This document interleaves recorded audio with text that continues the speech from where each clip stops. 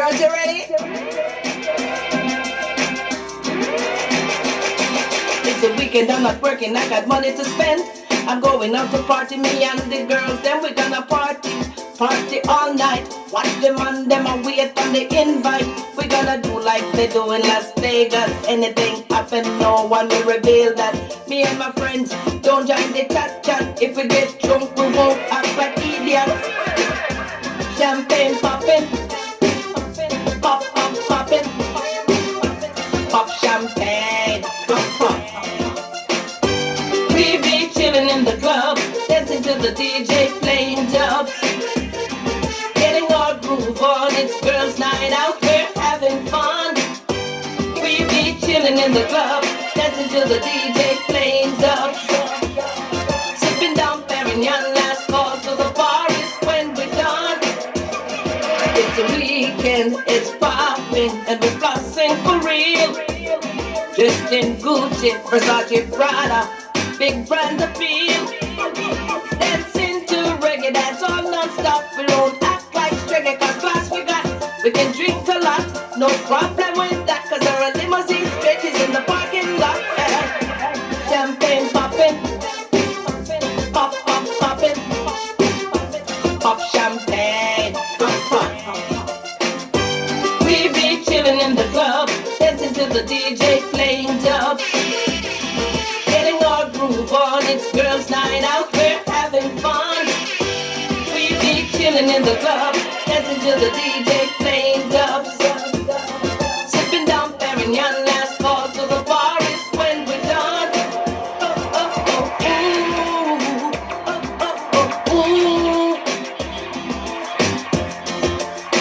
Oh, oh, oh, ooh.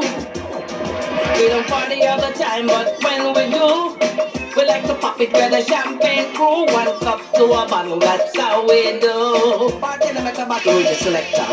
We don't party all the time, but when we do, we like to pop it with the champagne crew. One cup to a bottle, that's how we do. Champagne popping, pop, pop, popping, pop champagne, pop, pop. We be chilling in the club, dancing to the DJ playing dubs. Getting our groove on, it's girls' night out, we're having fun. We be chilling in the club, dancing to the DJ playing dubs. Sipping down Perignon, last call to the bar is when we're done. Champagne popping, pop, pop, popping, pop champagne. Well, that was Champagne Poppin' from my album, Get Out the Way. Welcome from the couch. I'm JoJo Mac. Yes, this is another episode from the couch. And this one is still about my journey in the Washington, D.C. DMV, you know what I mean? Yeah, and, you know, as I said, as most people know who knows me from them time there, you know, I'm a businesswoman, not just a singer, songwriter, all of that. I'm a businesswoman as well. So, you know, there's a lot to tell about my journey.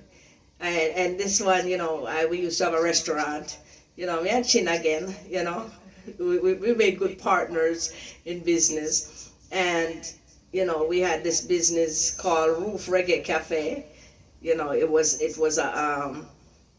restaurant, and you know, nice restaurant you can sit in and eat, and you know, we had the best chef. I'm telling you, we had the best chef in Washington D.C. at the time, because that's where a lot of artists used to eat when they come. Yeah, man, Curtis was our chef, a guy up in Washington named Curtis. Nobody can touch Curtis when it comes to food. Curtis have that lock. You hear me? Yeah. So if you ever open in a restaurant in Washington D.C. and you want a really good chef, ask about Curtis that used to be a Roof Reggae Cafe, because he would be good to have. Trust me. Yeah. So anyway, while I was running that business, you know, I ended up. It was kind of, I don't know. by default, I ended up opening a hair salon. And it kind of, that hair salon was open because, I was going to beauty school.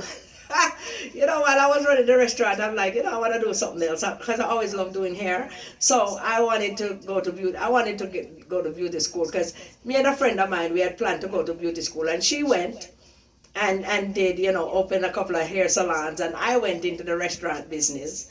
So she was doing what we said we would do. I wasn't doing what we said we would do. But, I've always loved doing hair, and I still wanted to do hair. So, while I had that business going, I'm like, okay, you know what, this is a good time. Because, I had so many people in place. I didn't have to be there all the time. So, I'm like, this is a good time for me to go to beauty school. And I started going to beauty school. And my first 6 months in beauty school was basically in the classroom doing theory, hitting the books and stuff.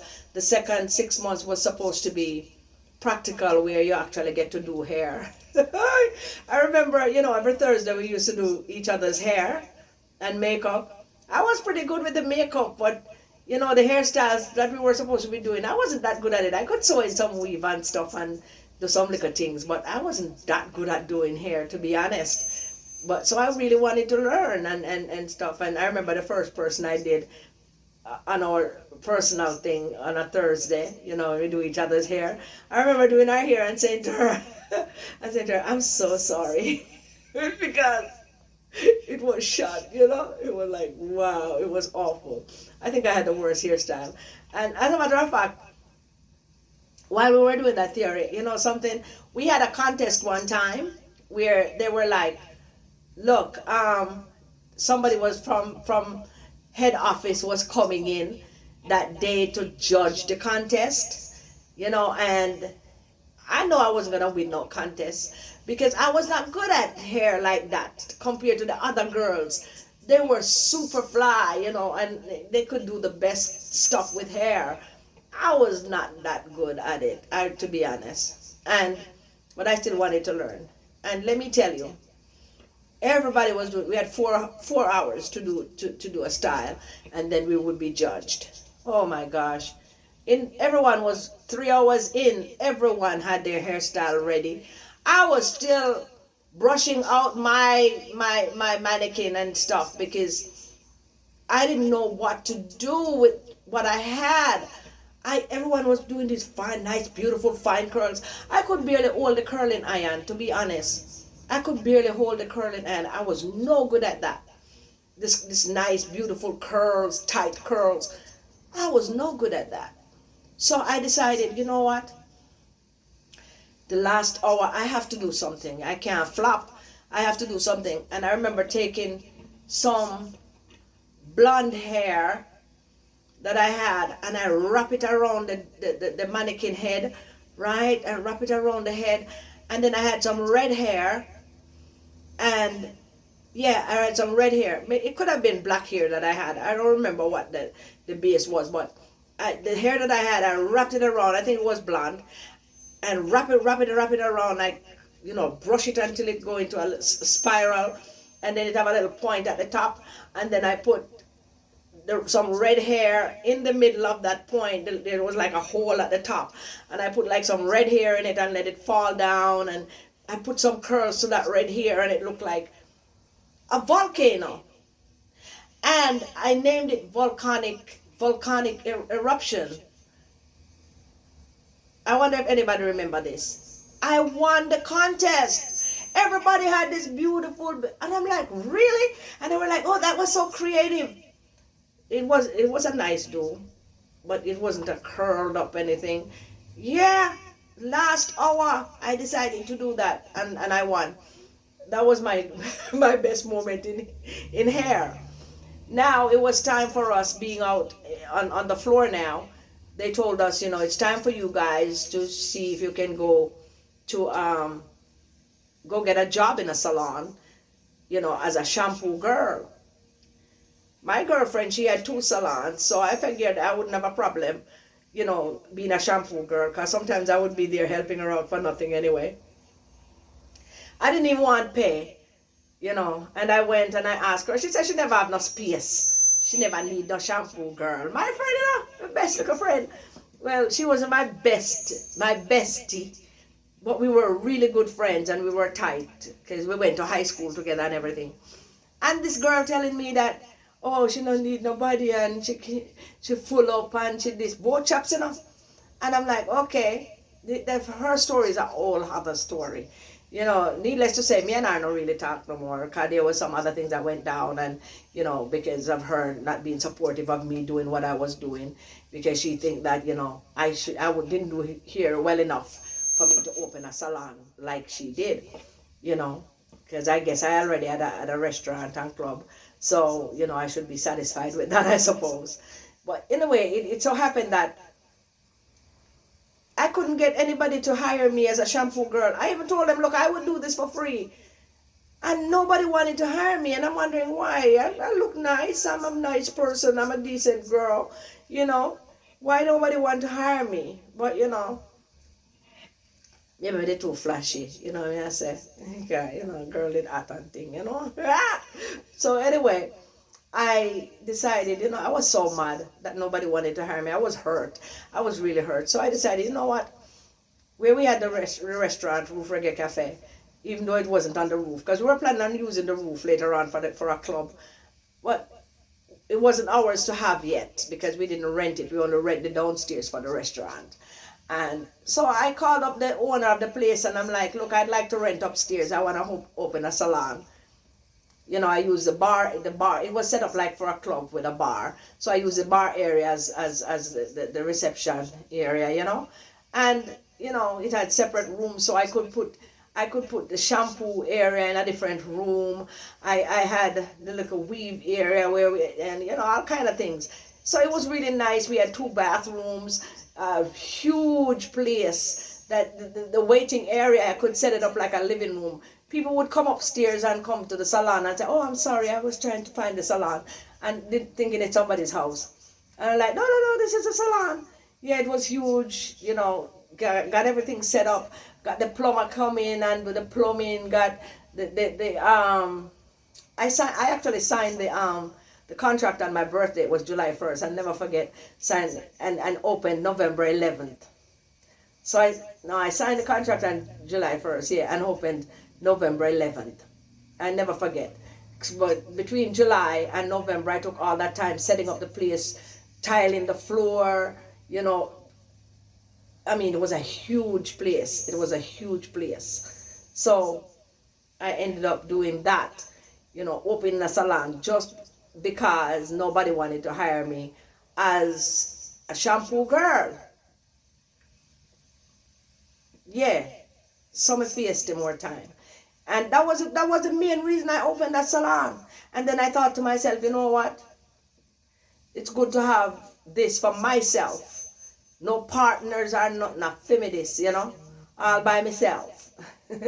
So that when I'm ready to go out and do my singing and thing, I have an extra income coming in if I have to decide to go off to Jamaica for a while and things like that I had in mind. So I'm like, you know what, that's why I opened my own salon, just so I could do some shampoo thing because nobody wanted to hire me. But little did I know that opening a salon prematurely before I finish beauty school would get in the way of me finishing beauty school. So it kind of made me a beauty school dropout because I was putting in so much time getting the salon ready and everything for opening that I wasn't going to school anymore. I actually literally stopped going to school so I could open the salon. And then once I opened the salon, I'm like, okay, I'm probably gonna go back and finish beauty school. That did not happen because I find that I was stuck in there for a lot of reasons. I was stuck in there. It's like I had to be there all the time. And I'm like, oh my gosh. So it's not working out for me using it as a tool for an income while I go out and sing and do what I love to do, you know. So anyway, it lasted quite a while, and you know, I'm gonna tell you the salon story later on because I can't pack it all in. You know, later on the salon becomes salon by day and saloon by night, but that's a whole other story I'm going to be telling you later on.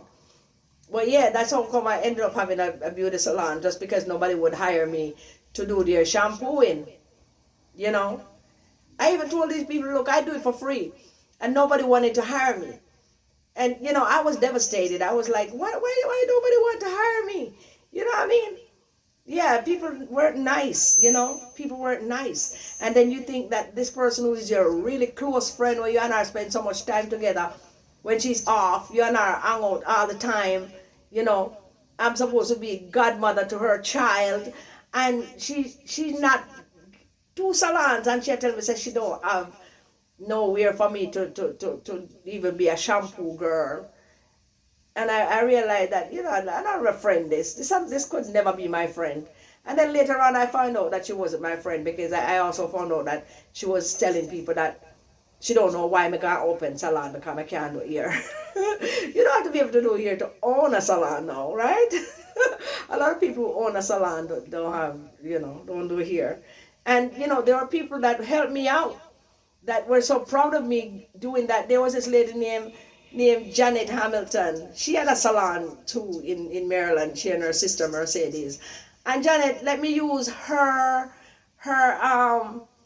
what you might call it, her license, her salon license, or not her salon license, but her hair license, in order to get everything off the ground, because I needed somebody in there with a license, because I didn't have one, you know, who actually have a beauty school license, you know what I mean? So she came in and did that for me.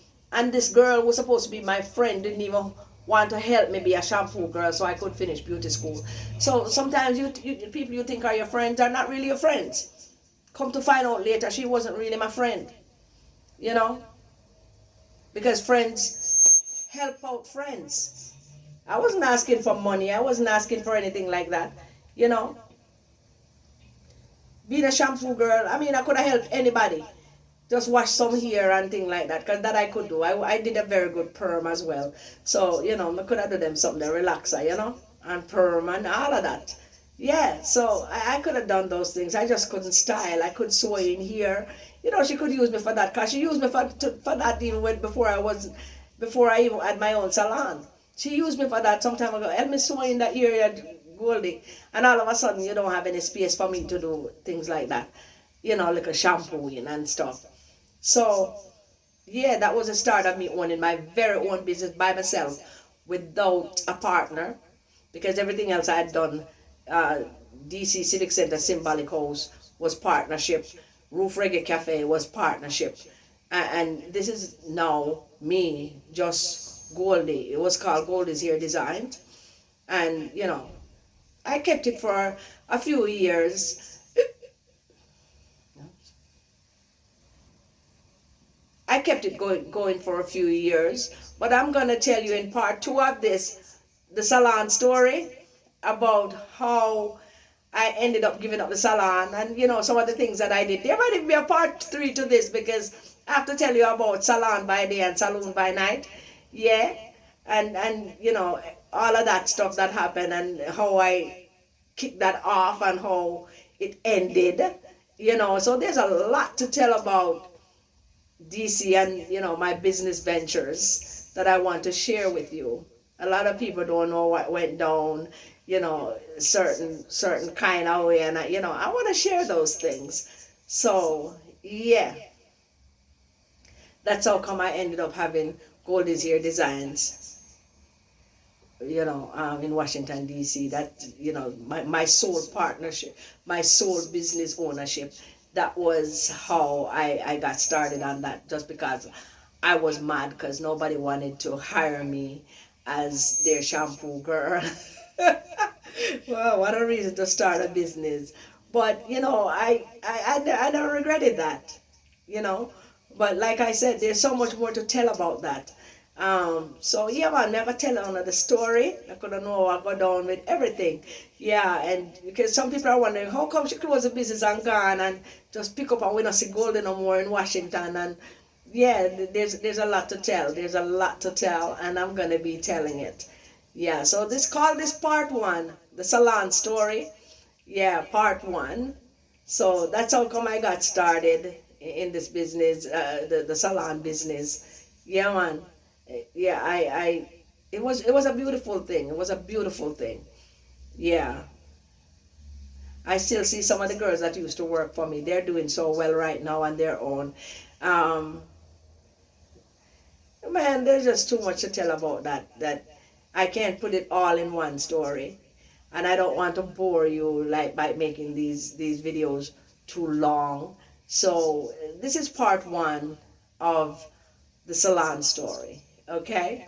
It's part one of the salon story. And right now we're about to go into what we do when the show is about to end, where I sing a little something something for you, whether a whole song or a piece of song. You may like giving a piece of song, so I'm gonna listen the rest somewhere else. Yeah. This is Living Out Loud from the album Get Out the Way.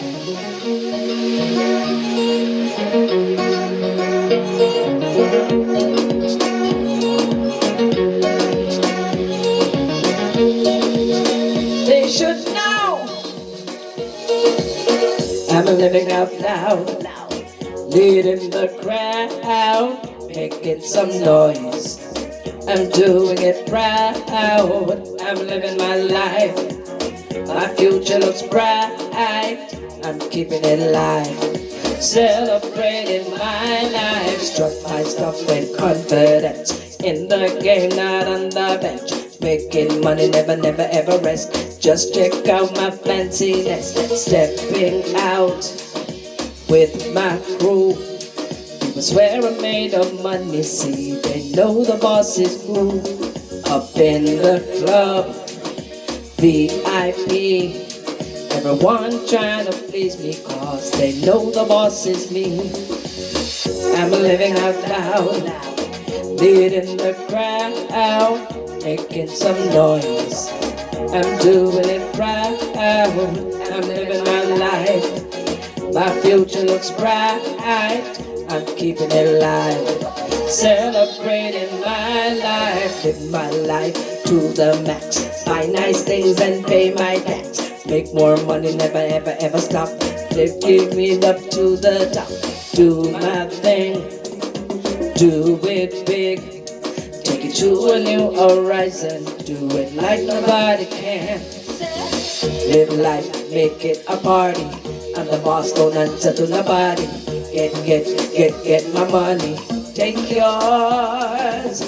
Live life, make it a party. I'm the boss, don't answer to nobody. Get my money, take yours. I'm living out loud, leading the crowd, making some noise. I'm doing it proud, I'm living my life. My future looks bright, I'm keeping it alive. Celebrating my life. Woo! It's why I have never been shy.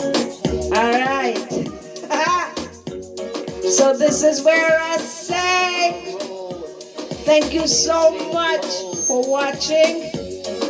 Don't forget to tune in to each and every episode of From the Couch. Okay?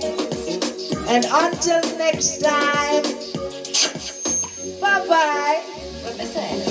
I'm living out loud, leading the crowd, making some noise. That's it for this episode of From the Couch with JoJo Mac.